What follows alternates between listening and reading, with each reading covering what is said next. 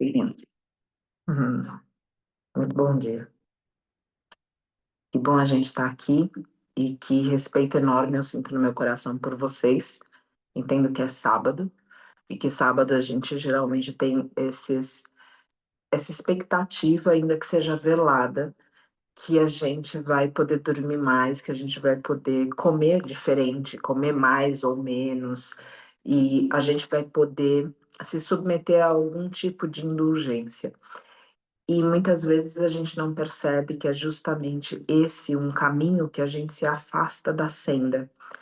Então, no dia de hoje, especialmente trazendo esse tipo de comportamento que a gente precisa observar, eu vou também trazer uma referência, embora a inspiração de todas essas reflexões esteja no Guia do Bodhisattva, trazer uma reflexão do Mahabharata, que é um livro que a gente estuda no portal e que amanhã, até o dia 29, eu vou abrir esses estudos para todo mundo que estiver aqui também, porque vai dar um embasamento um pouco maior nesse espaço interior que a gente vem criando para conseguir acomodar o mundo para a gente realmente intuir qual é a reta ação a cada momento.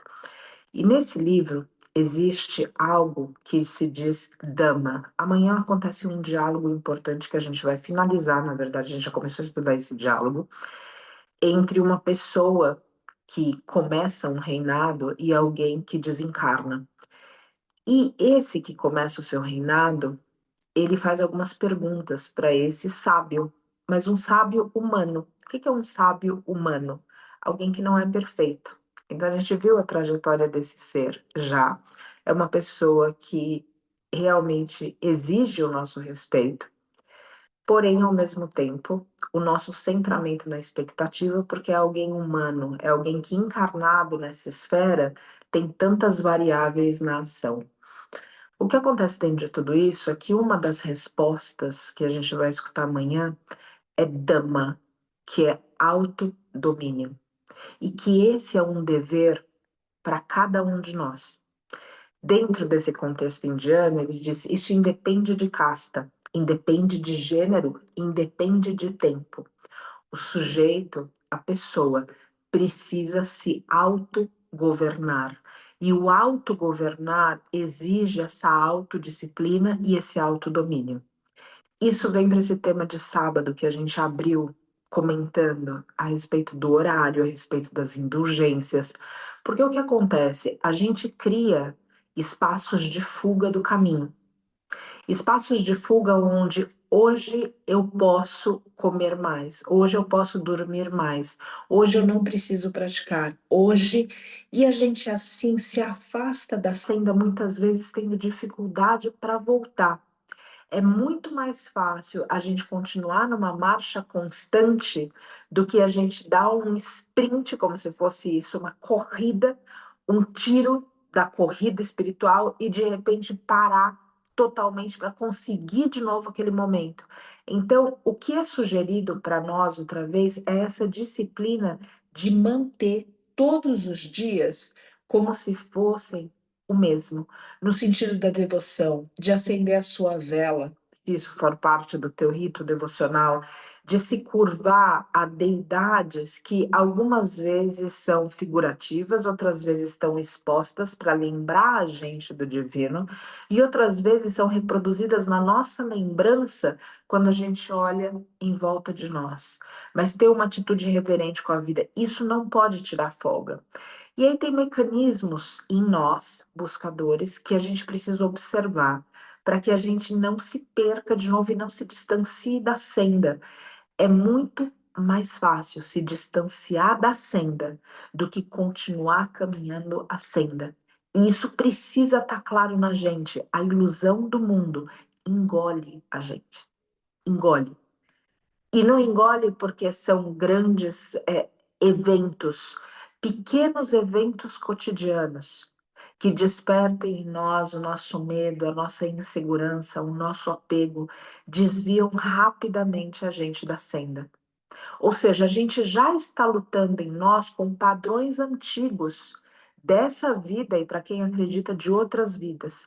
Para que a gente vai alimentar ainda mais esse tipo de padrão que distancia de novo a gente dessa senda. Distante da senda, a gente esquece o serviço.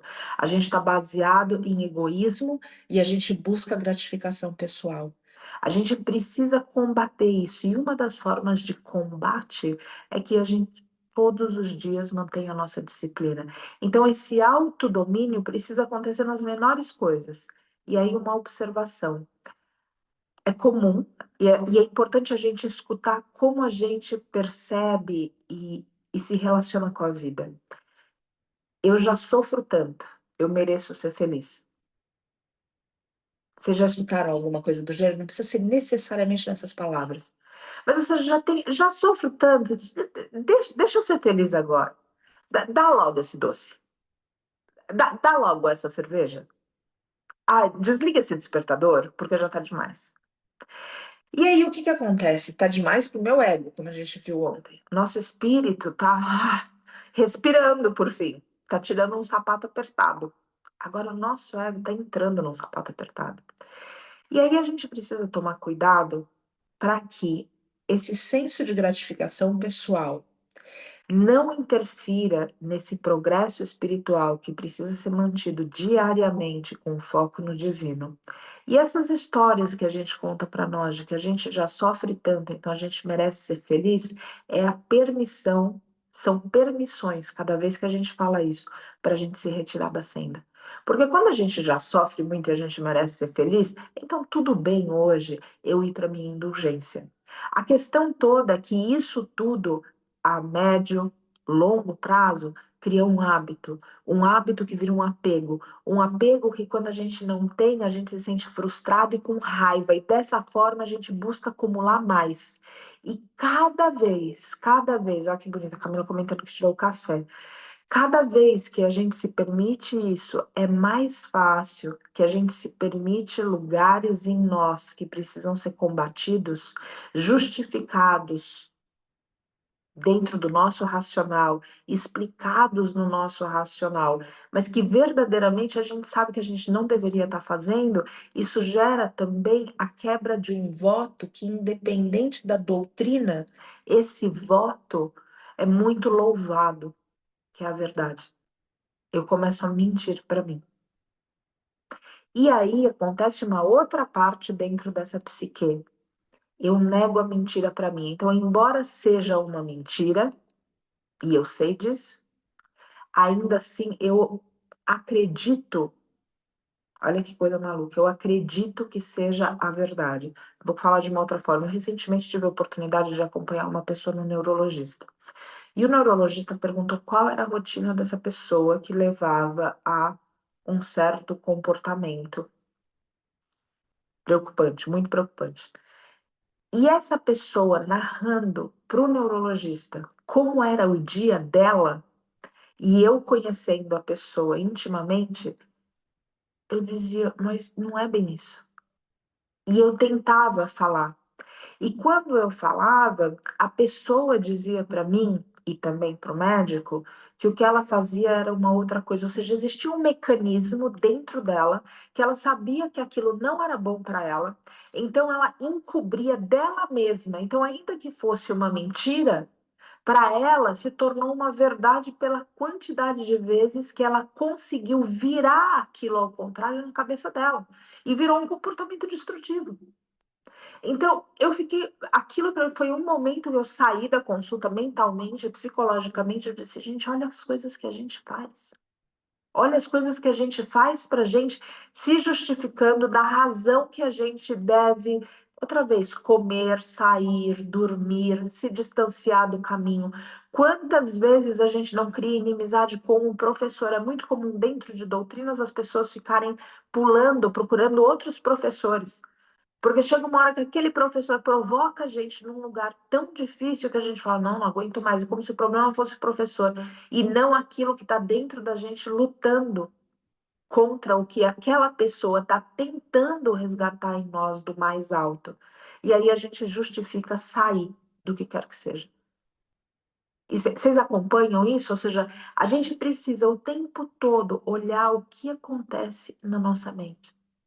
E as gratificações pessoais que nós estamos inventando para conseguir se distanciar do que é correto.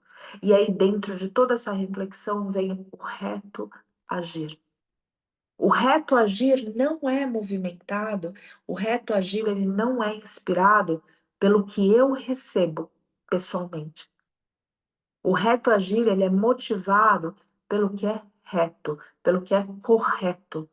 E isso a gente precisa também entender, porque a gente tem usado da vida espiritual para dizer, bom, se eu fizer isso, eu vou ter bom karma. Hoje, dentro das noções que a gente tem, porque o conhecimento foi pulverizado, a gente usa da vida espiritual para, se eu fizer isso, eu vou ter uma vida boa. Gente, se eu fizer isso, é para a gente ter uma vida reta. E às vezes a vida reta vai dar uma vida para você distante de boa. Concorda? Ou quando a gente se envolve no serviço, necessariamente aquilo é algo bom a gente estar com as vítimas, é algo bom a gente estar face com o agressor, é algo bom a gente ter que descobrir na gente as melhores partes para conseguir acomodar a educação para um algoz. É algo que pode ser muito bonito, elevado, mas cada um que está no serviço sabe das dificuldades do próprio serviço, inerentes ao serviço.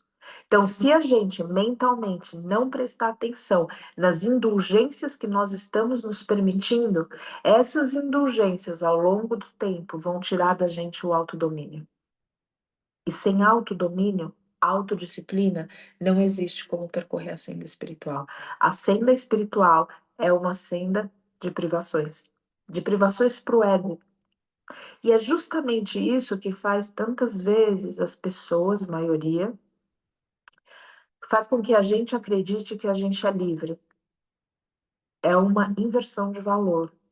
Ou seja, o ego diz: eu sou livre porque eu posso fazer o que eu quiser. E vem o caminho espiritual e diz: alto lá, você pode fazer tudo, mas não deve fazer tudo. E quando começa essa privação, esse ego se sente amarrado, tolhido, limitado. E, eventualmente, ele tenta deixar esse caminho, ou seja, o caminho da disciplina. Quando, na verdade, é justamente na disciplina que se encontra a liberdade. E essa é a meta final da vida espiritual. A libertação do samsara. A libertação de um ciclo de nascimento e morte que leva a gente a sofrer e a fazer outros seres sofrerem, porque a gente deve concordar que, baseado no nosso egoísmo e na nossa ignorância, outros seres sofrem. Quando a gente olha o cenário como um todo, a gente automaticamente revisa na gente as razões que a gente está percorrendo a senda. As razões que a gente está percorrendo a senda são maiores do que a nossa minúscula, efêmera, distorcida, iludida encarnação.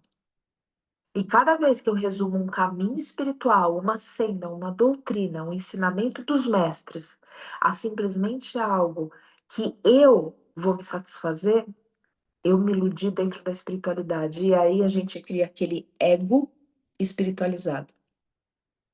É aquele ego que sabe sempre o que falar, mas não tem a menor ideia do que fazer. E, inclusive, começa a fazer muito pouco, porque está iludido em pensamento e intelectualização. Tudo isso precisa ser visto dentro da gente. A intenção correta precisa ser alinhada dentro da gente. A vida espiritual é o caminho para a libertação. A vida espiritual não é uma forma da gente conseguir um pouco de conforto no samsara. Dentro do que é o samsara, a gente precisa compreender como um traço de maturidade no nosso caminho espiritual, que enfrentaremos e encontraremos a diversidade. É um traço dessa esfera. Ou vocês podem apontar um tempo aonde o sofrimento não existiu. A gente tem eras, como a Era de Ouro, no começo, que o hinduísmo trata, aonde os seres duravam muito mais, onde as doenças não eram como elas são hoje. A gente estudou também isso dentro do Mahabharata outra vez, que quando a Terra começa a sofrer, ela não consegue mais produzir aquele alimento com tudo que teria aquele alimento, e as pessoas não têm mais como comer algo que seja absolutamente puro, e isso gera tantos e tantos desequilíbrios. Então, era diferente lá atrás, mas ainda assim a morte existia, ainda assim o desapego, as transições. Então, é um traço do samsara que a gente enfrente o sofrimento. Enfrentar o sofrimento demanda de nós uma maturidade emocional. A gente conseguindo a maturidade emocional para lidar com o nosso sofrimento é o primeiro passo onde a gente consegue a maturidade emocional para lidar com o sofrimento do outro.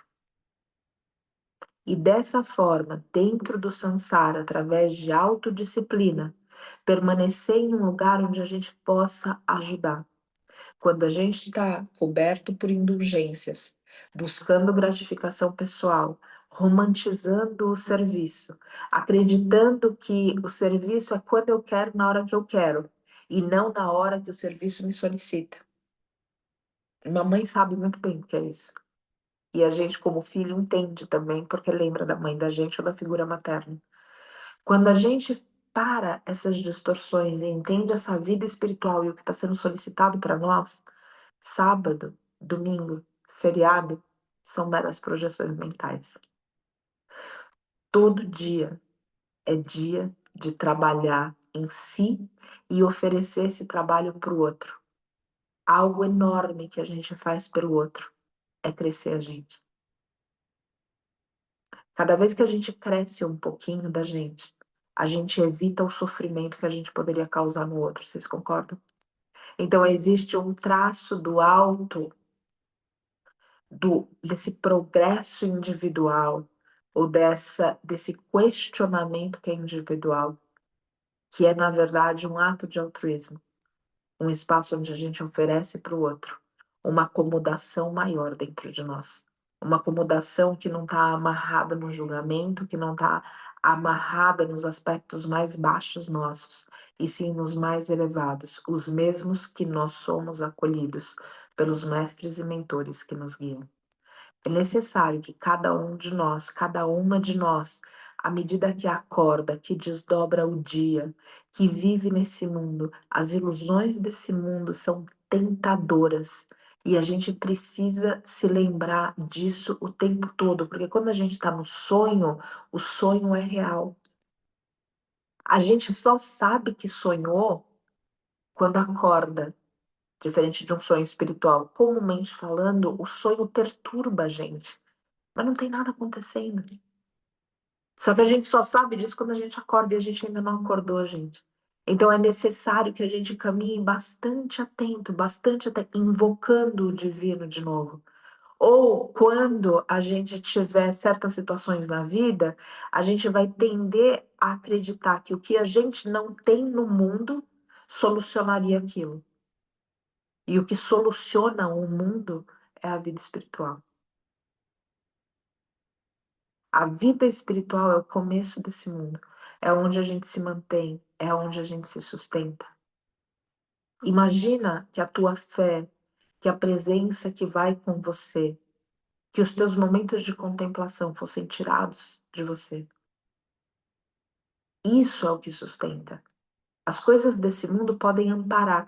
Inclusive, essa sustentação espiritual é o que vai dar pra gente na hora que a gente precisa. O que a gente merece para poder viver uma outra lição e ser usado na lição, ser usada na lição do irmão. Sem esse trabalho interno de autodomínio, de se negar a pequenas indulgências que tiram a gente do caminho, sem essa observação, a gente cedo ou tarde vai desgarrando.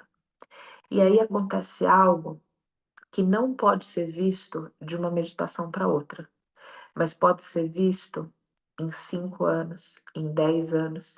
Às vezes a gente encontra praticante que está 10 anos meditando. E 10 anos não é nada frente ao que a gente já fez com a mente durante vidas ou mesmo só nessa vida. 10 anos meditando e a pessoa às vezes está frustrada porque ela não tem um espaço maior dentro dela. que a gente costuma falar disso é para olhar a intenção que a pessoa foi meditar. Então, por exemplo, eu vou para minha prática de yoga, só que eu estou pensando em alguma coisa externa do meu corpo físico. Eu vou conseguir algo do que aquela postura está colocando para mim, por graça alguma coisa me chega. Mas a minha intenção precisa ser correta para que eu veja além do corpo físico, para que eu sinta além do corpo físico. Então a gente precisa averiguar a nossa intenção, o nosso autodomínio, para que a nossa prática espiritual não seja só fachada para o ego. Por mais duro que isso possa soar, a nossa vida espiritual não pode ser uma fachada para o nosso ego. Ela precisa trazer todo o melhor que existe em nós para ser oferecido ao nosso redor. Cada vez que você buscar, cada vez que eu buscar a gratificação pessoal, se observa. Cada vez que você buscar algum tipo de reconhecimento do outro, e às vezes o reconhecimento não é uma ideia de fama, é simplesmente que o outro te agradeça. Cada vez que você, que eu, que a gente buscar alguma forma que o outro vai nos exaltar, que a gente possa acender alarmes dentro de nós e conscientemente recusar aquilo, para continuar com autodomínio, autodisciplina na vida espiritual. Uma vida que dentro de nós precisa ter essa intenção correta, embora fora, difícil a gente ver intenção. Mestres conseguem ver a nossa intenção. A gente não consegue, às vezes, nem ver a nossa. Quanto quem dirá a do outro. Então, é um trabalho pessoal e individual que precisa acontecer todos os dias. A vida espiritual não tem final de semana. O serviço não tem sábado, não tem domingo. A autoobservação não tem instantes onde a gente coloca um véu por cima. Então, ou seja, voltando na consulta com o neurologista, quando eu faço o que é equivocado e o que é autodestrutivo, eu simplesmente coloco um véu sobre aquilo e automaticamente eu já não vejo mais. A autoobservação precisa também ter a coragem de enxergar a nossa sombra. A autoobservação precisa fazer com que a gente veja os instantes que a gente quer se afastar do caminho. E aí, a oração. E aí, firmar o pensamento, essa firmeza na mente precisa acontecer para que a gente não saia do caminho, identifique isso e permaneça. Permaneça no caminho. A falta de fé é um lugar para sair do caminho, porque afinal de contas não vai mudar nada mesmo. Então, o que adianta? Tudo isso são embustes que a gente precisa observar. Existe outra vez um enorme trabalho para ser feito hoje. Um trabalho que começa no nosso interior. E a partir do momento que a gente se prepara e se firma e se alinha, o serviço em volta da gente consegue ter impacto menores no nosso ego, ou seja, o nosso ego mais disciplinado não sente tanto. E a gente consegue percorrer o caminho que é exigido de cada um de nós. Minha última pergunta e reflexão, a pergunta para nós, me incluo. A gente tem vivido de uma maneira que a gente tem fugido dessa vida espiritual ou de fato se entregado a essa vida espiritual, a vida espiritual que disciplina o ego? A gente precisa responder isso a cada momento. E não só quando aqui eu aturo, aqui eu consigo, aqui eu vou. E isso também é se permitir os momentos que a gente está no serviço pensando: será que eu vou aguentar? Eu preciso de mais força. Mas não abandonar o serviço, não abandonar a vida espiritual, por mais dificuldade que ela tenha, é muito mais difícil no final da existência a gente olhar para trás e perceber que a gente se envolveu com as ilusões do mundo, em vez de ter enfrentado as dificuldades da vida espiritual. Eu agradeço por a gente estar aqui e peço para a gente fechar os nossos olhos e alinhar nossa coluna. Respirar profundamente,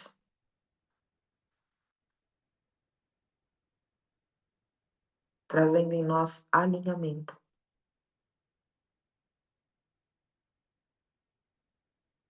alinhar o nosso pensamento ao nosso coração, que é a morada do Espírito, que é o portal onde o Espírito encontra outros espíritos, onde pode receber orientação. O pensamento precisa se curvar à orientação do coração.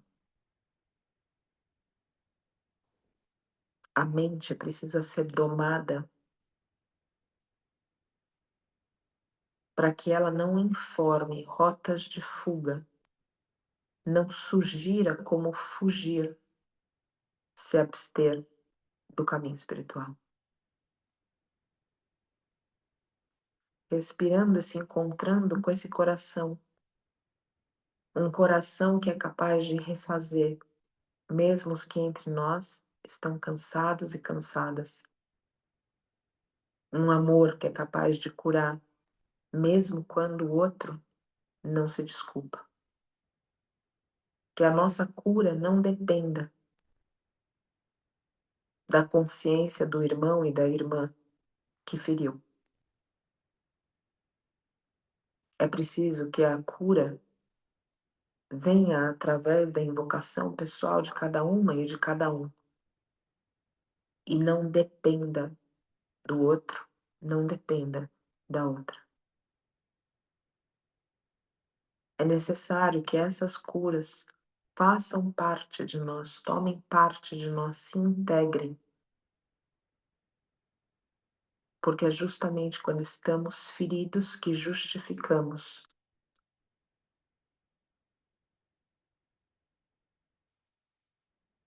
o distanciamento do caminho espiritual. Portanto, favorece a tua cura como uma forma de autodisciplina. Favorece a tua cura com sabedoria, com perdão, com a graça divina aqui e agora. Doma a tua mente para que ela esteja serena, tranquila, no enfrentamento dos desafios que são características do samsara.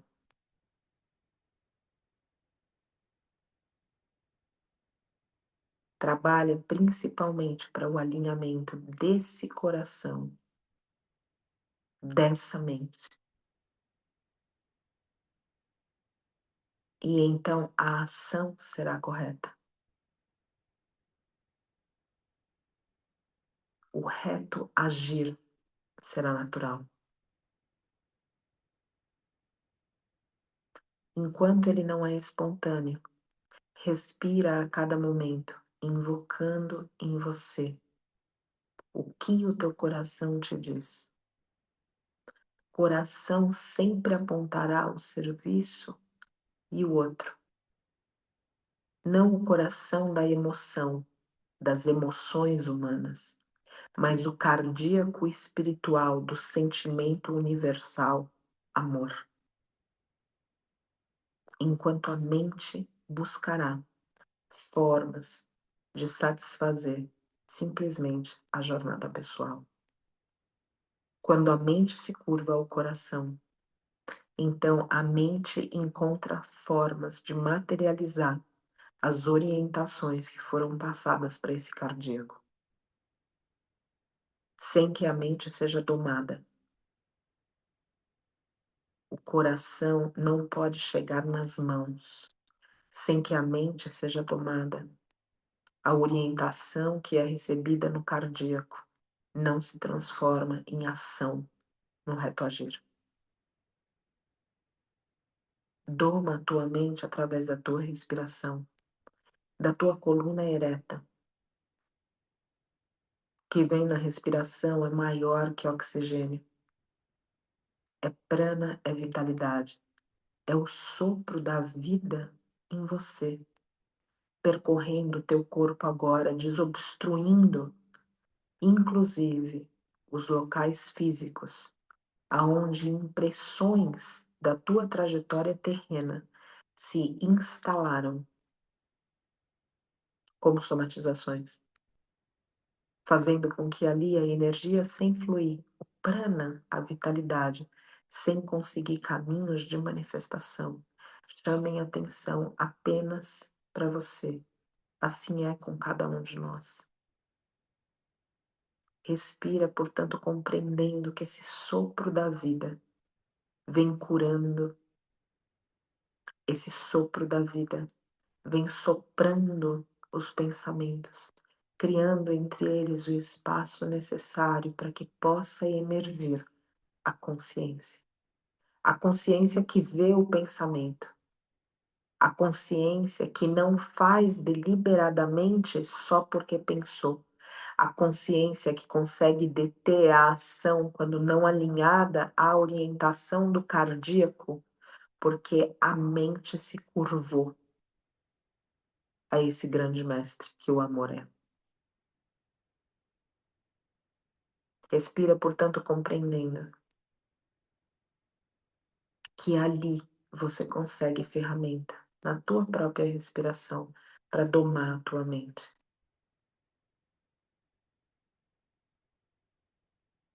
E com a consciência aqui desenvolvida através de autodisciplina,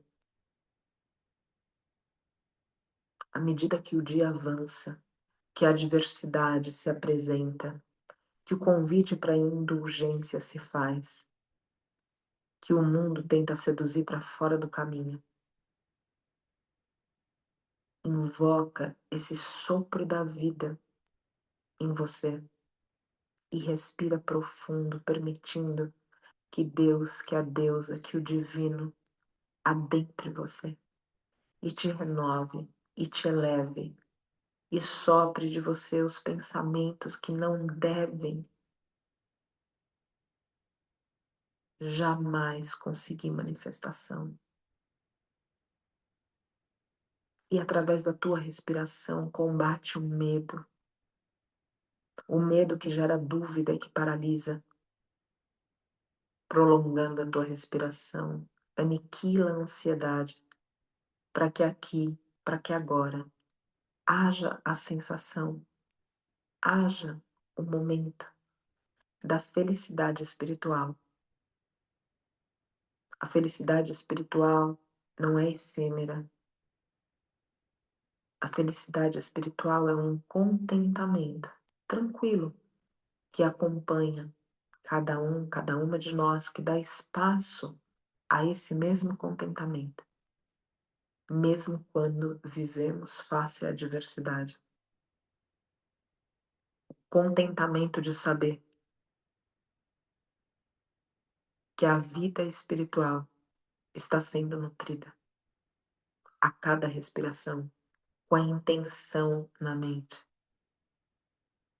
com o desejo do autodomínio, com a aceitação da autodisciplina, o contentamento de quem vive o que deve ser vivido, de quem resiste ao que deve ser resistido, como as ilusões desse mundo, como a falsa segurança que ele vende, como os prazeres efêmeros que confundem e embaralham a mente, tirando a lucidez, distanciando da compreensão e fechando a porta da sabedoria.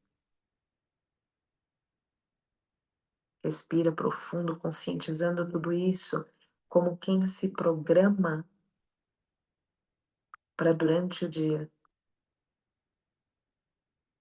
ter uma bússola interior para onde olhar quando os mares dessa existência tempestivos tentam fazer com que cada um se sinta perdido, perdida. Respira encontrando a tua paz. A paz de quem se vence a cada momento.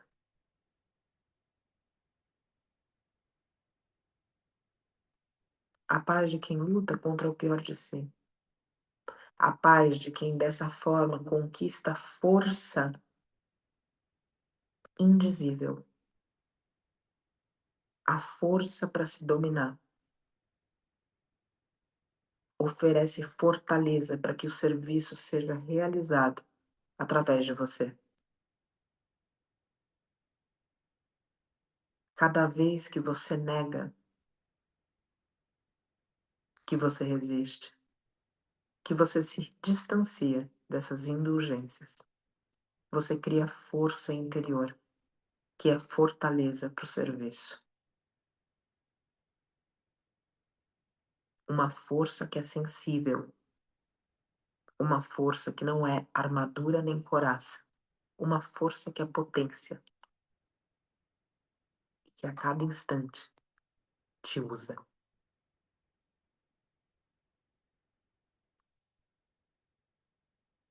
Nessa força, nessa sensibilidade, nessa respiração profunda, nesse corpo firme, se mantém. E mais importante, permita que se mantenha através de você a vida no seu sentido superior,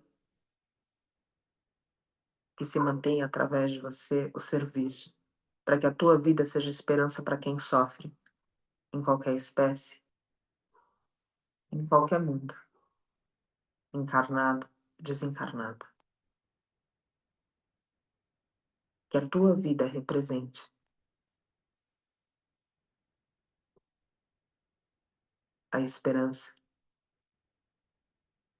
o amor, a temperança, a paciência, o acolhimento para quem precisa.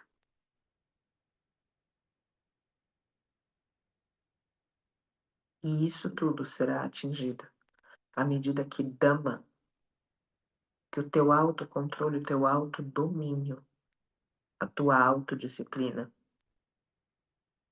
imperar em você.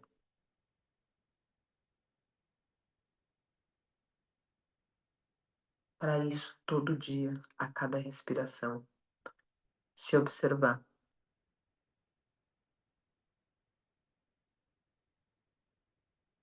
e, como um veículo límpido e puro, permitir que o divino passe através de você e assim alcance quem sofre.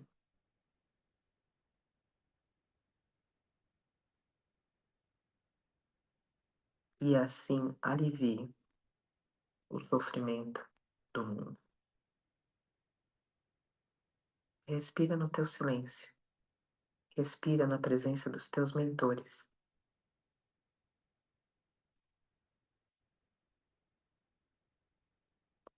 Respira escutando o que o silêncio tem para te dizer.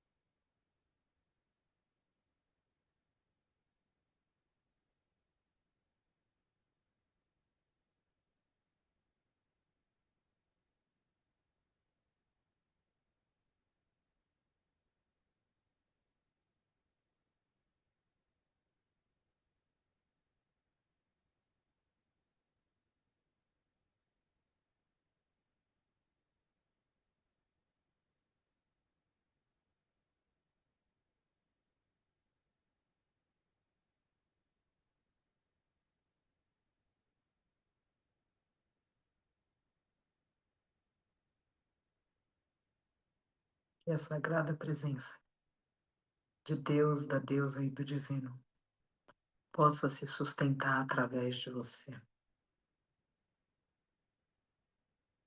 A sagrada presença do divino está já agora em cada um de nós e em cada um dos seres. Que seja o teu trabalho, o meu trabalho, que seja a nossa disciplina não permitir que algo interfira nessa presença e dessa forma que além dela se sustentar em nós, que ela possa ser sentida pelos demais, não como algo nosso, mas como algo que através de nós alcança quem a consegue perceber.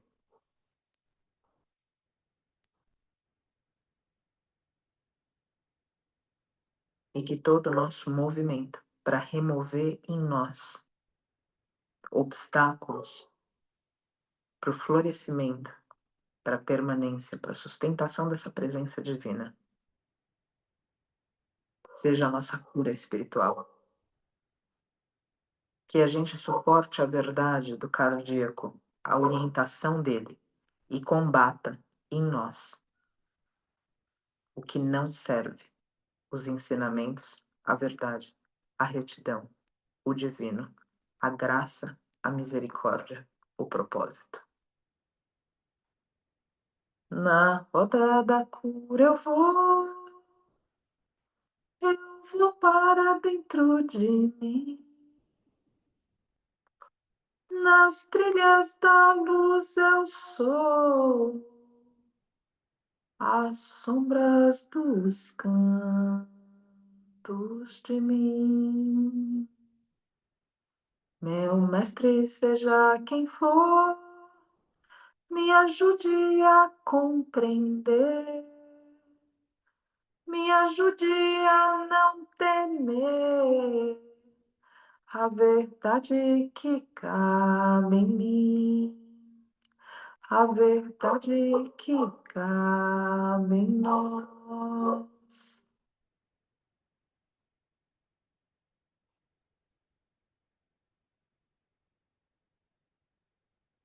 Namastê, abrindo os olhos. Meu agradecimento por esses momentos, por essa trajetória. Amanhã nos encontramos de novo aqui. E quem tiver um momento de 2 horas, depois disso aproximadamente, estão todas convidadas para o nosso estudo do Mahabharata. Tomara que a gente possa permanecer e lembrando, é sempre mais fácil em comunidade. Se a gente tentar se levantar sozinho, tá fazendo essas reflexões sozinhos, é óbvio que a gente consegue, mas em comunidade fica mais fácil. A comunidade é sempre louvada, é como se fosse um grupo de apoio espiritual, é um campo que a gente forma. Não é fraqueza nossa buscar uma comunidade, que a gente sempre tenha isso claro, para que a gente não esmoreça. Outra vez, existe muito serviço a ser realizado e cada um de nós está sendo convocado para isso. Graças. Até amanhã. Um beijo.